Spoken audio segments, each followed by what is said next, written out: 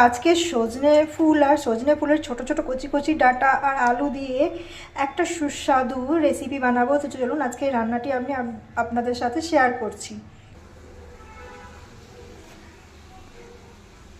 কড়াইয়ে সর্ষের তেল অ্যাড করে দেবো।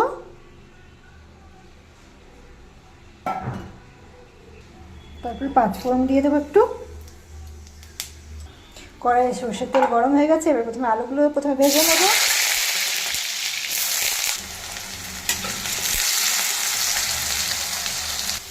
এরপরে টমেটো দিয়ে দেবো।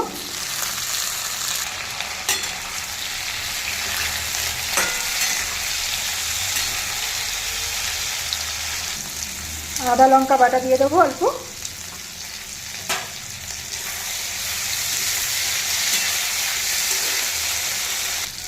এবারে সজনে ফুলটা দিয়ে দেবো। সজনে ফুলের সঙ্গে ছোটো ছোটো সজনে কচি কচি ডাঁটা আছে, এটাও খেতে খুব ভালো লাগে।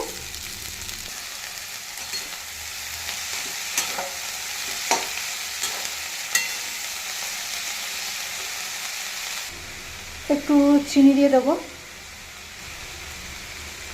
একটু লবণ দেবো, এবার একটু হলুদ গুঁড়ো দিয়ে দেবো।